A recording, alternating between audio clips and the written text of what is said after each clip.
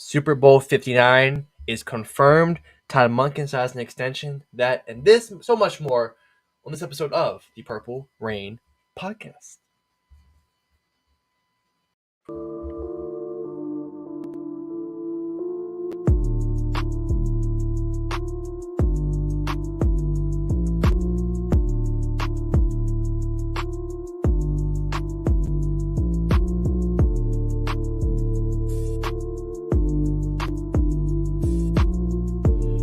Yes, welcome back to episode 296 of the Purple Rain Podcast. The Delius Thomas, the Marcus Spears for a year, D'Amato Pecco for like a couple of months, Make Kimoyatu, Lamar Devens, Fernando Smith, and most recently the Broderick Washington episode of the Purple Rain Podcast. Thank you for spending your Monday evenings with us on the Purple Rain Podcast. No more football for the Ravens, unfortunately, but still so much football to talk about around the league and still so much news going on. But first and foremost, you can follow us on Instagram at the Purple Rain Podcast. Follow this guy right here on Instagram, on X at Sutton Def, me on X at simply AS10, or on Instagram at simply AS10.prod, and most importantly, our sponsor, Manscaped. Use code PRP for 20% off your whole entire order and free international shipping. The best deal on the internet. Sutton, I will ask you first and foremost, how was your weekend? The weekend was pretty chill, pretty good. I was kind of coming down from the loss last week, still, kind of recovering in a few ways. But once football rolled around on Sunday, and I started watching, I was watching the NFC Championship game. Obviously, Jaden Daniels and the Commanders, they fell pretty hard to Philadelphia Eagles, who were on their way to Super Bowl 59 again to take on the Chiefs. Um, I don't know. I was having some fun. I always have fun watching the Commanders play. That second game was a little bit more of a hate watch, to be honest with you, between the Bills and the Chiefs, just because it hit so close to home, right? But it is what it is. Overall, like I said, the weekend was pretty good, pretty successful, pretty chill. Got a lot of rest. You know what I mean? Not a whole lot of stressing about the Ravens because, like you said, no more Ravens football for this season. But looking forward to next season. There are some news already coming out of the Baltimore Ravens camp. Some things that we not may have expected so early. You know what I mean? Like some of this news is kind of shocking to hear so soon. But let's see who we have here in the live chat as we always do. We got infamous Telly in the house. That's my boy right there. What's going on, Telly? Says this shit's so legit. What's going on, man? Greetings from X. Appreciate you for coming through. Lisa Ann in the house says, "Hey, Alex and Sutton. I don't want to see the Swifties go Eagles." Yeah, that's another. Man, Taylor Swift. I still don't know how this devil magic is allowing this to keep happening. You know what I mean? Like, and I'll always say it like Taylor Swift, she is just such a privileged football fan. She has no idea what it's like to see or have her team struggle and things like that. All she knows as a football fan is her team winning the championship every year. It's literally like this is High School Musical or something. It's just I don't. Wow, wow, what a privilege, right? Yeah. Yeah, I So mean, your yeah, go first ahead. year Super Bowl in Vegas. I mean, you really can't make it up. Second year, 15-1. I mean, that final game was backups. You see them lose basically one game, and about to go. They're already back in the Super Bowl again. It's unbelievable, unfreaking believable. Yeah, man. I mean, again, like I told you before on air, I think that is going to be a good game, to be honest with you, because what we saw the last 2 years, 2 years ago, rather, Chiefs versus Eagles Super Bowl, that game came down to the wire, and Jalen Hurts played his absolute ass off, right? And I was very, very impressed by what I saw from him. I expect nothing short of that this next matchup. But then you just have to consider they just added Saquon Barkley, and Saquon Barkley is an absolute game breaker. It's literally between him and Derrick Henry, most impactful running back in the league this season. And it's so crazy that they both came from other teams and how successful those teams ended up being that they got it to. So shout out to Saquon Barkley. I always loved his story, loved his character. He's a good guy. He deserves everything that he's getting right now. I will say that. Love Saquon Barkley. Shout out to him. But I think it's gonna be a good game. It's gonna be a good game. Swifties or not, Chiefs devil magic, ref magic or not. I think that the Eagles will stand tall. They're really good in the trenches. Jordan Davis, Jalen Carter, those boys, they cause havoc, right? And Mahomes is gonna have his work cut out for him in that one, and I just can't wait to see it. I cannot wait to see it. But more on that in a little bit. Let's see who else we have here in the chat. We've got the Chef 87 here. Let's go ahead and just kick it off with this, right? Good evening, fellas. I'm glad Todd Monken is back. No offense, if T. Martin was our next offensive coordinator, we would have gone through offensive woes like the defense did with Zach Orr. This is a great point. So this is a good jumping off point here, Alex, for our first topic of the night. So news came out of Ravens camp today that Todd Monken and the Ravens are finalizing an extension to keep Todd Monken in Baltimore as the Ravens offensive coordinator. Uh, I want to get your initial reaction to this, Alex. Mine just real quick. Knee-jerk reaction. I was elated. I was ecstatic. I was very, very excited to hear that Todd Monken is going to be back in the fold with the Ravens for at least a couple more seasons or so, however long it lasts. Um, just because of kind of what Chef 87 is saying here, right? I mean, you have to have that continuity with your coordinators, right? I think that plays a pivotal part in your team being able to play complementary football. You want your coordinators to not have so much turnover because the more turnover there is, the less chemistry I think there's going to be between the offense and the defense. And maybe that doesn't make a whole lot of sense to everyone, but it makes a lot of sense to me. If you have two guys in there who've been commanding that unit for multiple years. I think Zach Orr is safe. His job is safe there in Baltimore. Obviously, Todd Monken is now too. I think with them kind of growing together side by side as coordinators, of course, Zach Orr is much, much younger than Todd Monken. But I think it could bode well for our team overall. So what was your overall reaction, your knee-jerk reaction to hearing that Todd Monken is going to be back with the Ravens? Yeah, I was obviously happy. Caught me off guard. Really wasn't expecting it, but it was clear there was just such a huge, I think, step forward with his offense this past year compared to 2023. Took a little bit for 2023 to get going, but 2024 this past year, uh, kind of developing our homegrown receivers was a huge stepping stone for me. I think, having your 1,000-yard receiver in Zay Flowers and your Pro Bowl receiver and seeing a guy who, let's be real, really wasn't performing up to a first-round pick in Rashad Bateman, even though how much faith we had in him. We finally just saw, I think, a glimpse of what he really can be, and that was him using players to their strengths. Uh, putting guys in the right positions is something that I think we kind of didn't like Greg Roman for. It felt like he wasn't using players to their strengths, kind of, just use them to use them. So with Monken, though, he's getting the best out of his players. And to me, obviously, we're still running offense, but it shows that if you are a good receiver in this offense, you will get your targets if you make the most of them. And it's not like, the Roman offenses where good luck getting 700 yards. So I'm really happy to see that there. Kind of expected, though, with him not getting any head coaching positions. And good on them for getting this out the way, and really no speculation leading into this next season. Yeah, totally agree with you there. I mean, we need this guy back. Like I said before, for continuity purposes, right? I mean, it's not. I don't think it bodes well for our team to have coordinators only for a season two. They kind of get sniped and poached away from us because you kind of have to start from scratch again. You know what I mean? Like, and there's gonna be growing pains, just like we saw with Zach Orr, just like we saw with McDonald.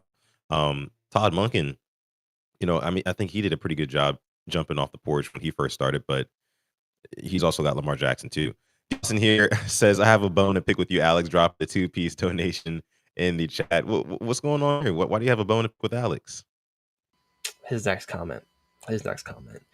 Because I was rooting for the Chiefs yesterday. Mind you, I wasn't cheering. You can't cheer when you're not watching. Okay. I was rooting for the Chiefs because I did not want to see the team that beat us play in the Super Bowl. Sorry. You can hate me as much as you want. Did not want to see the Bills in the Yeah, Super Bowl. DWAS, I'm not gonna lie, bro. I was also low key rooting for the Chiefs to win. I'm not gonna lie because you know the narratives would have been so crazy for 8 months straight, right? They'd have been trashing Lamar all off season, right? Oh, John could get it done. He's made it to a Super Bowl. Joe Burrow's made it to a Super Bowl. Why can't Lamar do it? He's the only one out of the big three, big four, whatever you want to call it, to never make it to a Super Bowl. So it's a hate watch thing for sure, but and that might seem lame to some people, but hey, look, I'm a Ravens fan first, baby. This is called the Purple Rain Podcast for a reason, you know what I mean? And I'll be damned if I have to get up here with my guy Alex, simply as 10 for the next 7 to 8 months and reacting to all the rage bait put out about, oh, Lamar Jackson isn't this, Lamar Jackson isn't that. Um, and then knowing there's nothing we can do about it until we get back on the field. Honestly, until we get back on the field in the playoffs, right?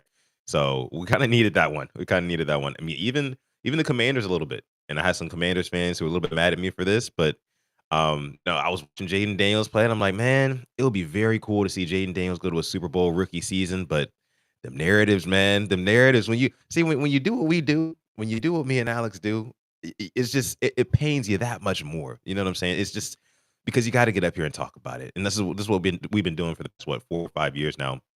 something like that. And like the off seasons are long, they're hard, they're grueling. So like, don't give me anything extra to piss me off in the next 7 to 8 months. I just please and thanks. But I get what you're saying, D-Waz. I mean, who wants to really cheer for the Chiefs? They've got everything. It seems like, and yeah. But go ahead, Alex. My bad.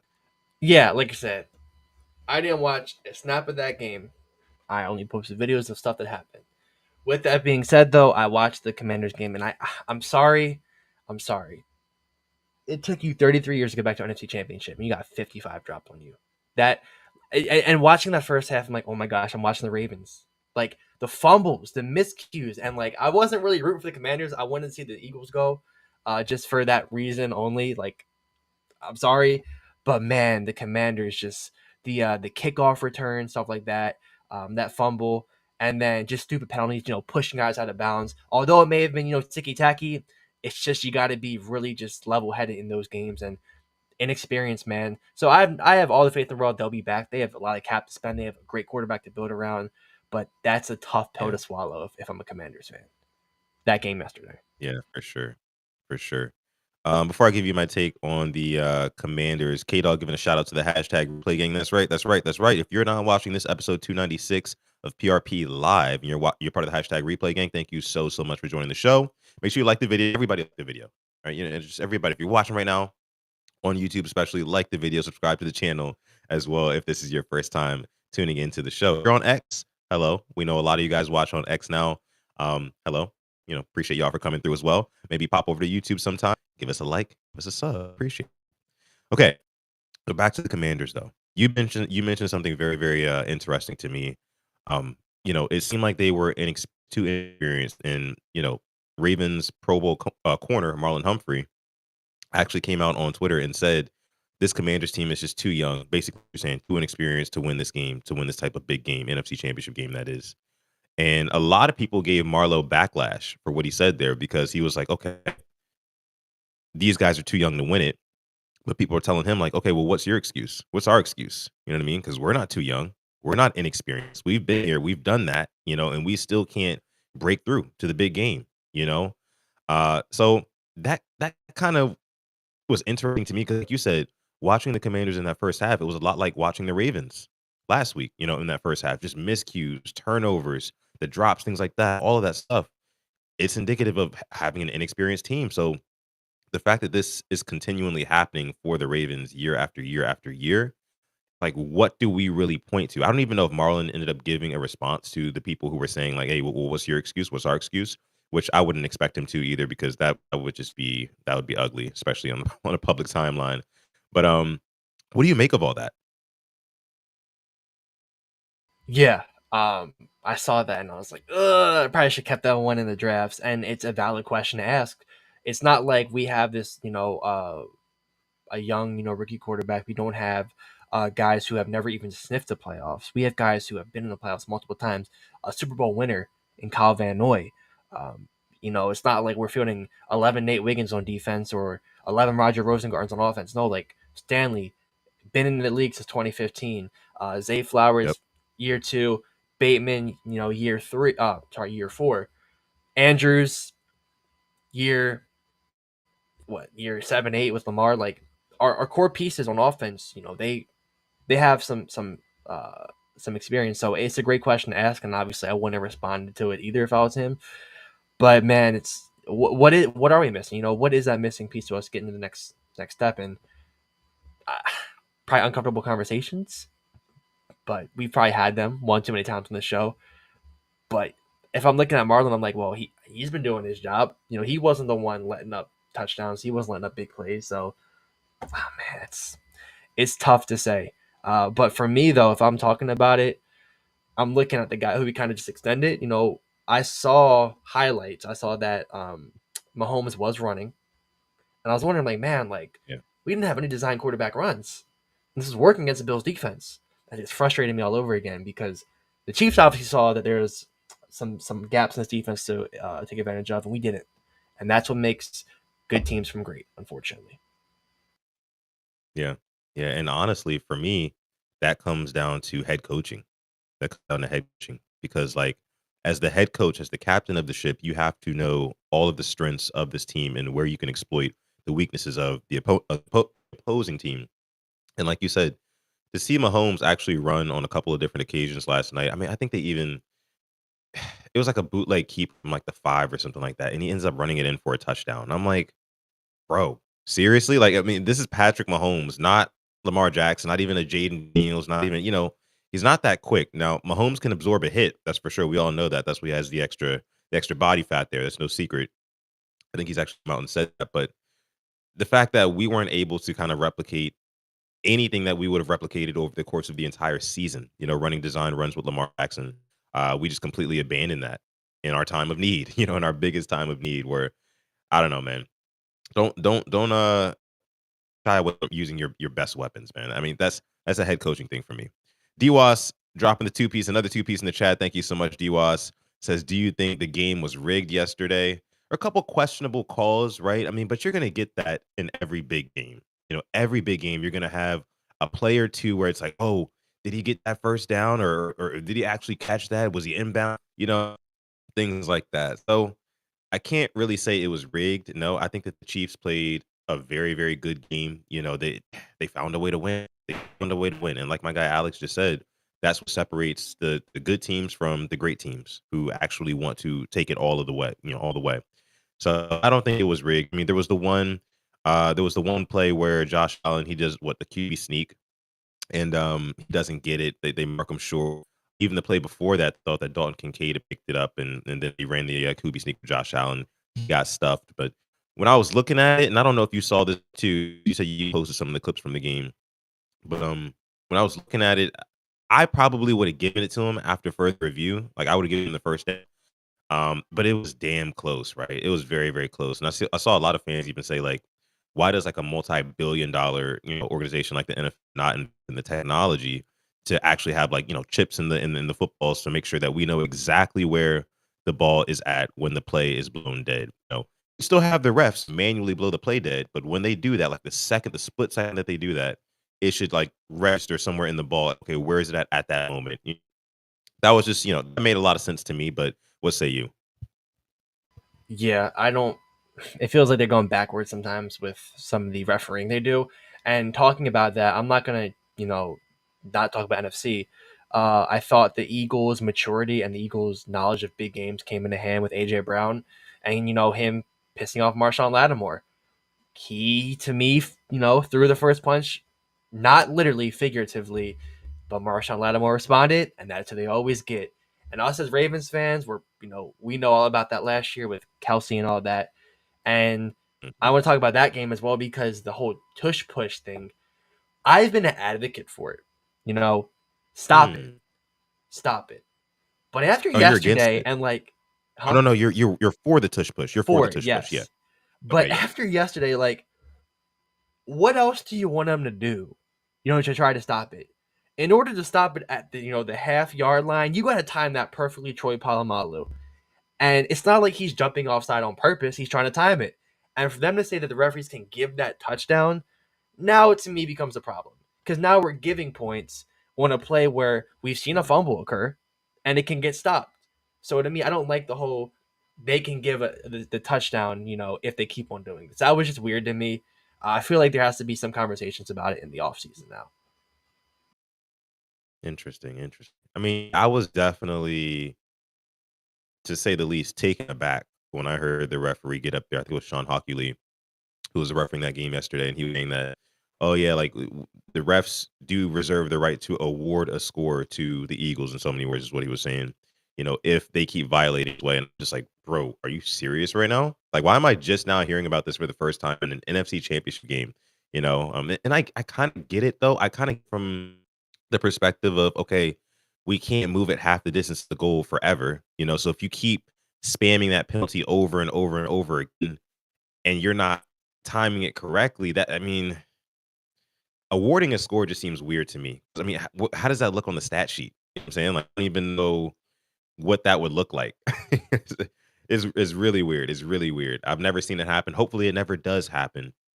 But like you said, I mean, when you're at that point, when you're backed up on the one, and like they're getting ready to run the tush push, and that's the only thing that you can realistically do to try to stop it, try to jump over the top and grab Jalen Hurts. Because if you don't, he's going to have full steam with his legs. He benches what not benches, but like 100 pounds or something like that. He's got some crazy strong legs. He's got guys pushing him in the back. You need some extra leverage. You need extra leverage. I mean, it's just the Nate got to stop that play. So it does seem a little bit unfair because just like, what do you want them to do? Just give up the touchdown at this point? Because like it's tough. I don't even know. I don't even fully have my own opinion on which way I'm leaning with it yet, but it's just really weird. I'm not a huge fan of the touch push. I'm really not. I wouldn't be mad if they kind of did away with it. You know, another thing on those type of plays, like Bobby Wagner was complaining, like they're offside a lot of the time. Like it doesn't look like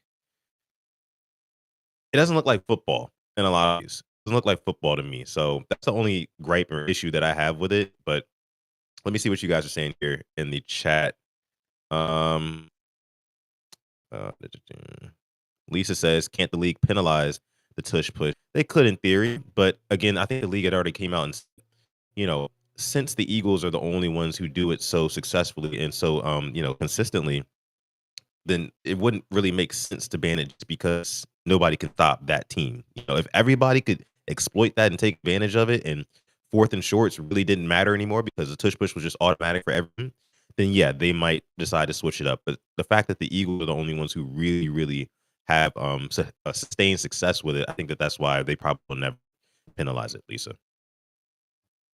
Yeah, and it's funny because I feel like the Ravens could have just tush pushed it 3 times against the Bills and scored a touchdown. When after the Bateman, big catch, like that was we went to it with the Mark Andrews, but you know, teams like the Eagles are kind of shameless in that sense where they'll keep on doing it, first, second, third down. I don't think we are that shameless. I kind of wish we were to a sense. Like, just keep doing it until it works, make them stop it. And you have Mark Andrews carrying it. You have Derrick Henry pushing them. You might have Pat Ricard pushing them. Like, kind of hard to stop that at that point. And to bring up your point about Jalen Hurts squatting, yeah, it probably has Dallas Goedert pushing him and Saquon Barkley, whose nickname is Saquad, for his intense leg workout. So think about the amount of force, pushing him forward. It's crazy. And to bring it back, like say it's not football, it's like a rugby scrum is what I think of it as. So it really isn't Yeah, football. exactly. And to go to the whole offside thing too, man. I remember Ronnie Stanley was not lined up correctly. How many plays that first drive of the season? Flag, flag, flag. And for here, they just kind of keep the hands in the pockets for that Eagles there. Yeah, yeah, interesting stuff, isn't it? Very interesting stuff. I mean, it's gonna be excuse me, it's gonna be very interesting to see the Super Bowl, knowing that both of these teams have a little bit of favor, with the officials, yeah, especially in some of these big games, right? It'll be very interesting to see how they call that one. I can't wait. I don't even know who's refereeing that one yet, but it'll be interesting. It'll be a show. Let me see. We got Chiefs Dynasty Easy 3P in the house. Says who's next for next season 4P? No competition whatsoever. Easy 3P. 100 emojis. I've never been this confident in any one of my sporting teams ever. Ever. I wish to see one of my teams become a dynasty, to have this type of confidence. Yeah. Because I had this type of confidence 2019 and got the absolute biggest piece of humble pie. And to that day, I will never be that confident in the Ravens again. Soccer, same thing. I know what they are. Baseball, the Orioles haven't won a playoff game in 10 years. Don't like I want to be this confident on my team just one time. Imagine that. Just one freaking time. I know. I know. It must be nice. It really must be Yeah. nice. People up in Kansas City are just like they're spoiled at this point. They're spoiled. It's the new dynasty. It's the new Patriots from the last generation, and somebody's gotta crack the code and beat these guys in the biggest games, especially these AFC Championship games. Because I'm gonna be honest with you, Mahomes and the Chiefs, they did not look phased at all yesterday. I know you say you didn't really watch the game, but they didn't look phased at all. Like this is just routine. It's routine. AFC Championship game at home, of course. It doesn't matter if the Bills are gonna steal some momentum and score an early touchdown and take the lead in the first half. Doesn't matter. You know what I mean? Like they're cool, calm, and collected, and they find a way to win it at the end of the game, and it's just crazy to see. So shout out to your Chiefs. They're in it again. Can't say I hope they win, but if they do, it is what it is, right? But Can we next, talk about go ahead. Yeah. a stat I saw? Game on the Yeah. line. All right. All right, because this narrative was done to a certain quarterback. Game on the line. Mhm. Career defining drive in Arrowhead. back against the wall. 6 plays, 17 yards. Mm, All right. yeah. When Yeah. James Cook wasn't on the field, we're going to have these conversations. When he wasn't on the field, what happened? Like I said, I just saw the final play to Dalton Kincaid. Didn't let them move that far with their quarterback. I'm just going to leave it at that. 16 yards. Yeah. Yeah. I mean, I do also want to give credit to Steve Spagnuolo That because I was an think that insane play he call on called 4th up. and 5. Big nuts. Yeah. Big nuts. Yeah. Yeah. And honestly, I saw a lot today about Josh Allen not in the position the right way in order to pick up that blitz because he had no time. He really had no chance, to be honest with you. I was watching that and I was just like, I saw Shakir go in motion. You know, he snaps the ball and immediately he's got like 2 or 3 red jerseys barreling him down, like right in his face. So I knew that he was gonna have to throw up a prayer. He did. We've seen Lamar Jackson throw up prayers like that before in the past too. I mean, sometimes you're just trying to make something happen. This was literally his last chance in order to make something happen. Well, they got a stop on defense, but they couldn't get a stop on defense either. But um, it was so, how do you say? I guess you could say ironic that the Bills season was pretty much ended in the same way that our season was ended, with the tight end dropping a big pass that could have, extended the game a little more and maybe have a chance to win it. So, and just talking about the catch overall, do I think he should have caught that, Dalton Kincaid? Yes. I think that the ball to Mandrews was a little bit easier. I will say that. Dalton Kincaid had to kind of like readjust his body back to the ball a little bit, and he still was right there. But if I'm not mistaken, it just went right through his arms. Like he just couldn't bring it in. So man, it's hate to see it, but to your point again, y'all boy Josh Allen, when the going got really tough, you know what I mean, and he needed one of those career defining drives in Arrowhead, right? He didn't stand tall enough, you know, and that's something that will, I think, keep the narratives remaining the same in terms of like quarterback rankings. You're gonna have some people who say, "Oh, Josh Allen, he's better than Lamar." And you have some people who say, "Oh, Lamar is still better than Josh Allen." But the fact that neither of the guys have gotten it done yet, and it's still Mahomes at the top of the mountain, I think we're basically running it back next year. You know what I'm saying? Same narratives, same, it's a fresh start, you know? So that was kind of the silver lining for me. But yeah, Khalil Bowling says, let's donate to Kincaid's charity. I, I, I was seeing that online as well, and I was just thinking to myself, like, damn, like, Bills fans, I know we talked about on the last episode of the show, like them donating to Mark Andrews charity, a little bit backhanded, you know what I mean? Like a little bit like, hey, thanks for winning us the game. Thanks for dropping that easy ass 2 point conversion and giving us the game essentially. And I don't know if I've kind of looked over Bill's Twitter today, just to see how they were feeling and whatnot. And I didn't see anybody talking about donating to Dalton Kincaid. So I don't know. Maybe it's just when you win. Maybe it's just a winner's thing. You gotta punch down a little bit. So I don't know. That it's just I don't know if there's any Bills fans in the house, but yeah, what do you think? Yeah, I saw a couple of Ravens fans did it out of spite. I saw TMZ pick up a story, I think. So a little bit of pettiness there.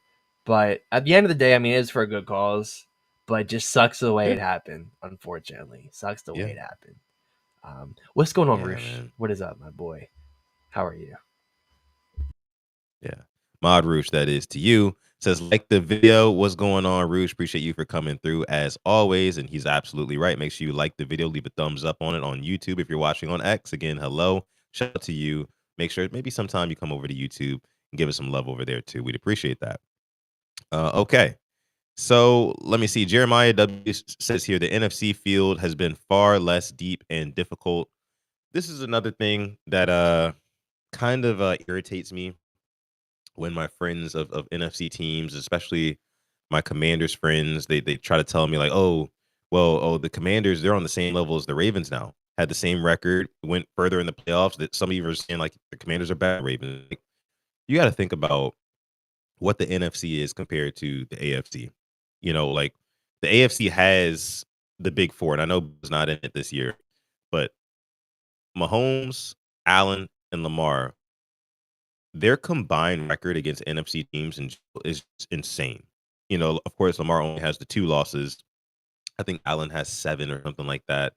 And I can't remember how many Mahomes has, but it's not a crazy high number either. you know, obviously because they won a lot. So it just goes to show right there. I mean, the strength of conference is just night and day. It's night and day. And of course, when you get to the Super Bowl, it's always really a toss up. But for the most part, man, I mean, there's a reason why Mahomes keeps coming out of the AFC and keeps winning Super Bowls. There's a reason why Lamar Jackson and Josh Allen kick the ass of every NFC team that they face, pretty much. So I don't know. I think Jeremiah has a point here. What do you think? Yeah, I think he does too. I think last time when the Eagles went 2 years ago, they freaking blew out the Niners like 31-7. I know Purdy got hurt, but when the Eagles make the NFC Championship, in the recent memory, they've blown out teams. Like, it hasn't even been close. It's insane to what they've been doing. So good on them. And I think even the Lions game last year was like about 2 possessions because the Lions kept doing stupid stuff. But it's kind of different teams rotating for the NFC compared to the AFC. It's just the Chiefs, and that Bengals asterisk right there, which is crazy. But I do want to talk about the Eagles real quick. I do want to give credit where Okay, credit is due. I really do. sure. As how annoying as their fans can be, Howie Roseman to me, when we're talking about GMs, that defense he built up, that defensive line, I am jealous of. I love defense. I would be salivating over the prospect. Strictly football, because I have different feelings about Jalen Carter, about what happened off the field. But Jalen Carter, Jordan Mhm. Davis, N'Kobe Dean, they got rid of Hassan Reddick. And they said, yeah, we're still going to be a good defensive line. They have just amazing, just players all around defense. Quinyon Mitchell, Cooper DeJean. Oh, let's get CJ Gardner Johnson back. Like they just have a fantastic core. Ballin, who they got from the Saints, like all pro season. Like I have to just commend Howie Roseman for the business he's been doing. He is an unreal GM. That defense is just they're a pleasure to watch in 2024. Hope they keep it going for one more game. But I know they gave up points yesterday, but when they had to make plays, they made their plays. Yeah. Yeah. I mean, honestly, where's the Eagles' weakness? You know what I mean? Like, where are their glaring weaknesses at? You really cannot point them out. I mean, Dre says that the Eagles' D line is legit. I mean, they gave us huge problems. They were tossing around our front like all night. It's just I remember that game. That was a big reason why we lost that game is because in the trenches we lost that battle. We lost it pretty badly too. So yeah, I mean, like you said, Jalen Carter, he is a phenomenal talent. Of course, there's other things that you might have reservations about him for off the field stuff. Jordan Davis is another guy. I mean, he had a big play yesterday. I think it was a big sack, I want to say. And that dude is absolutely just monstrous. He is huge. He is a mammoth of a man. And he's got some really good technique as well. So I just think that, like you said, I mean, Howie Roseman, you got to tip your cap to him. You got to tip your cap to him, that organization. They look strong pretty much everywhere. Honestly, I think the Eagles are exactly what the Ravens are supposed to be. That's what the Ravens are supposed to be. Um, the different I think that really the only difference, of course, the trench work, we're not quite there in the trenches yet, even though I do like the pairing of Madubuike and Travis Jones, those guys. It really was. Travis Jones took a really good step forward this season, I thought. But other than that, we can kind of go band for band with the Eagles roster. No, I mean, we can't go band for band with like their receivers. I mean, because I think AJ Brown and Devonta Smith is a really good duo. But when you talk about pass catchers in general, I mean, Mark Andrews, we know what Mark Andrews did in the game the other week. But for the most part, he's a stud. Isaiah Likely is a stud. Rashad Bateman has shown us this season that he's also a stud. Zay Flowers, he didn't play in the playoffs, but another stud. You look at the running backs, pretty much cancel each other out. Barkley, Derrick Henry cancel each other out. Quarterbacks, of course, Lamar, and I think he has the advantage over Jalen Hurts. Although some people today on this glorious Monday might rank Jalen Hurts ahead of Lamar Jackson just because of his success that he's had with his team. Kind of similarly constructed rosters in a couple different ways, but not every way. But when it comes down to winning, Jalen Hurts and the Eagles, they've done it more consistently than Lamar and the Ravens. I mean, 2 Super Bowl appearances to none. I think you kind of have to give him some respect for that. No. Yeah, I don't. I mean, Jalen Hurts hate is kind of. I mean, I like him. I'm really happy for him. I think he deserves it. He's a good quarterback over on and off the field. Um, I, I get maybe game manager type stuff, but in the big games, he shows up for the most part, and I'm Yeah. not gonna let his Super Bowl performance from last time go unnoticed because he outplayed Mahomes. Unfortunate that Yeah. things didn't go his way, but I do want to see him show up again. And like you say, the Eagles are what the Ravens want to be. I think we are behind in a couple of places. Obviously, wide receiver. You Yeah. know, play calling, I'd say, as well. And my gripe, man, is as Eagle fans were trying to get Nick Sirianni fired last year when they went through a really bad patch. Hurts was low on confidence. They were banged up, and like, get him out of here. And this year, completely different story. And I was, commend them with losing Kelsey, Jason Kelsey, who was great center, and just Right. that line still hasn't missed a beat. Like that's what we want. We want that a line like that. And I think Dre mentioned it here. Like Shipley just went, one of his first carries just goes 60 some yards because that line opens up a hole and he just bursts through. Like I would love for us to have that. The trenches, man, they get it. And it's on record that me and you both wanted Jordan Davis, but we weren't expecting Kyle Hamilton to fall at 14. We weren't expecting that. And No. I'm not mad at that whatsoever to this day. I'm not. Nope. Not mad at all. I mean, like we said, Jordan Davis, phenomenal player, but Kyle Hamilton, the things that he offers, being that deep safety that we moved him to earlier this year, and also him being able to play around the line of scrimmage. He's really like he's a jack of all trades on the defense, right? He can do a lot of different things. He can cover a lot of different assignments. Again, like you said, I have no regrets for drafting Kyle Hamilton at 14 that season. So let me see what else y'all are saying here. Khalil Bowling says a great O line can make a huge difference. Yeah, I mean, I guess just talking about the Ravens here now, I think that that's probably going to be a big priority this offseason.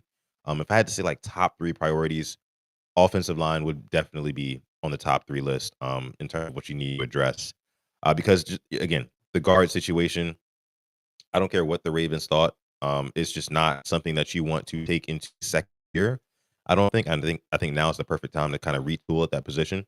Again, we don't know what we're going to do with Ronnie Stanley. Are we going to pay him some more money, or are we going to let walk? Who knows? But that is going to be a huge point of emphasis this offseason is getting that offensive line more consistent and just more stable. You know, Yeah. I a good thing about Monken extending is we know what he wants his line to be, athletic. So I hope we kind of go out there, maybe sign some players that fit his uh lineman profile, I'd say, instead of getting. I mean, because to me, Falele doesn't fit his profile for a lineman. Falele wasn't drafted yeah. when Monken was OC. It was Roman. So I hope we can sign one or draft one reasonably high. Maybe a second or third rounder that can maybe go in there and take that position over because the guard, like you said, the guard that was the biggest weakness. And to me, our biggest weaknesses from last year rolled over this year. To me, it's still line and still edge rusher, generating pressure when we need to get it most. And it's kind of been the edge has been our biggest weakness for how long it feels like, or one of our biggest weaknesses. It doesn't matter who we draft. But isn't that like everything though? Isn't that like everything? Because Ravens were second in sacks. They were second in sacks this season. They were first in sacks last season. But like you said, it's just when it matters most. Like in the big games, do we have a guy who can wreck the game, right? And we really don't. We really don't have that guy. A guy on third long, you're looking at his side of the field because he's probably going to beat his man one on one. He's going to get after the quarterback. So it just I don't know. It sucks, man. I saw somebody mention. I think it was my guy Slicer in the chat earlier. He said mentality is another thing too. Because that's the only thing that I can really look to as to why this Ravens team during the season is just so talented. And this is on both sides of the football. It's not just a pass rush, but it's quite literally the offense. It's quite literally our quarterback in different spots as well. Like, what is it with the mentality that's off with this team where they can't take that same energy, that same fire, same production level into the postseason and really kind of replicate that? Again, that's why for me it does come back to head coaching. I think that the mentality that's being preached in that locker room, I've said this many times, is getting stale. The guys aren't really fired up to play for Harbaugh. I don't know. It feels like the team rallies around each other a little bit more as opposed to like, and I know this kind of seems irrelevant now, but Dan Campbell with the Lions, right? I think that they kind of rally around Dan Campbell. I don't see the Ravens really rallying around a John Harbaugh. And again, I know that the Lions lost anyway, but Yeah, man, I think a lot of this comes down to coaching, and we talked about earlier on the show, Todd Monken, of course, getting the contract extension, or or at least he is in talks with the Ravens to actually do that. That's like official news. The Harbaugh extension might be up next. It might be right around the corner, and this is something that I think we do have to prepare ourselves for, because it might just be a formality at this point. I mean, the Ravens' constant success, not haven't won the big one just yet, but I mean, how can you turn down the guy's win percentage and all these other things that he does over the course of 90% of the season, and just say, "Oh, we're gonna fire you because you haven't won a Super Bowl." You know, it's tough, man. And back in 2017, it wasn't as tough because we were losing regular season games too. Back before those days, so it was a little bit easier to kind of like say, "Hey, we kind of want to get this guy out of here." But now, I think our hands are tied, man. What do you think? Yeah, and I'm gonna. I feel. Oh man, I don't want to go down this road, but I'm going to. I don't feel like post Flacco extension he was given the best tools, and I think he was failed by some of the coordinators he had. And I'm not like this Flacco stand who I do it as a joke sometimes, like the whole Joseph Vincent, but like when you really look back at it, like he was given some really poor offense coordinators. Like they gave him Mark Trestman for like a year and change, and they expected him to work with that.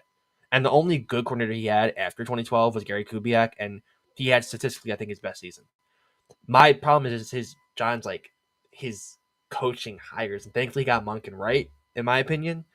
But it's like I still don't think Flatley should be our guard next year. Just certain decisions like that, and I hope that with that being said, Monken, how he has his profile of lineman, I hope Monken says to him like he doesn't fit what I want to have on the line. So whether it be go out and free agency or draft one, because I can't go another year of having Flele just like having that lag. It's like real life lag with him and just letting guys blow by him. And now going to the whole edge rushing thing, there's Yeah, like 2 sacks each team had last year. I mean last night, the Chiefs Bills, but like I saw 11 snaps. Chris Jones was like given 101 matchup and he got pressure on like every single one of them. He had like 7 pressures and 11 snaps, which is like Mr. Matabike, you're getting paid Chris Jones money. That's what we are expecting from you. We need that pressure. Just make him throw an errant throw. One of them should have been picked off. I saw it was dropped twice by Chiefs. Like that's what we want from our big guys that are paid a lot of money, but haven't gotten that return yet. yeah, yeah, man. And again, I think that you talking about Chris Jones having a performance like that in a playoff game, and it just goes to show which teams, like, again, it's a mentality thing. It comes back to a mentality thing. Like Patrick Mahomes, Travis Kelsey, Chris Jones, Andy Reid, all those guys who have been there for little Chiefs and kind of built this dynasty brick by brick. They have this flip that's switched already. Like it stays on in the playoffs. Like they don't have to. It's kind of like a stay ready, so you don't have to get ready sort of thing. It feels like they stayed ready all season long. And I've said this over the course of the regular season. It really felt like the Chiefs, for the large part of the season, were in energy conservation mode. You know what I mean? And they were just ready to flip that when the playoffs started, and that's what they did. And that's why I said, like, at the end of these games, if you really just watch the Chiefs play, like it's never like frantic. You know what I mean? Like it's never it just seems easy. It seems easy for them. And I mean, not really too much to say about that, but it's just a championship mentality. It's a championship mentality that one of these teams, whether it be the Ravens, whether it be the Bills, whether it be the Bengals, whether it be whoever else, the Texans, if they decide to make some, whoever it is, you have to kind of play that championship mentality that they have. I mean, they're just so used to it, and it only gets easier and easier for me. At least for me, from the outside looking in, I feel like it gets easier and easier for them to kind of get ready or stay ready for these big games, as opposed to other teams. The Bills, they're going to be in it every other year. The Ravens be in it in the AFC Championship game every other year. You know what I mean? But the Chiefs are the steady hand there, and they just kind of they've mastered these games. Then when they get to the Super Bowl, they'll normally beat up on an NFC team. So it's just again, man, to be a Chiefs fan, right? Antoine Knox says Houston is up next. I can see it now. I don't know. I don't know if it's going to be Houston. I still think that Yeah, Stroud is not as good as the other guys. my problem. I don't. this is speculation. I don't know if Tank Dell, like, we don't know what's going on with him, and that sucks to That say. too. Yeah. Yeah, I don't know if he's going to be back at all, and I hate to say that because he's a fantastic player. I think Yeah. they'll win their division easily. I don't see any team touching them in that division, unless Richardson makes a huge step forward. But even I think the Colts' ceiling is a wild card. If that, like 7 seed, what the Broncos did, I just think Houston's way too talented to not win that division by at least 3 or 4 games. The Jags still don't move me. Titans, unfortunately, don't move me, and I think they'll split the No. Colts maybe. So I got Houston winning that division as they'll be Yeah. the 3 or 4 seed every year. Let me see. Antoine Knox says Tyreek Hill will be over there. Interesting. Tyreek Hill on the move this offseason. Not really sure where he would want to go. I do think this though. I do think that a team like I don't know how much cap space the Buffalo Bills are working with, but I feel like they retooled this offseason with a major weapon. You know, I think they go out there and they get somebody a big name. I don't know if it's going to be Tyreek Hill, or who is going to be or where he's going to land, but I think that they try to get somebody big, and that's just going to be another thorn in our side when we have to play them because we do have to play them in Buffalo again in the regular season, as well as the Chiefs too. So, yeah, what are you thinking about Tyreek Hill?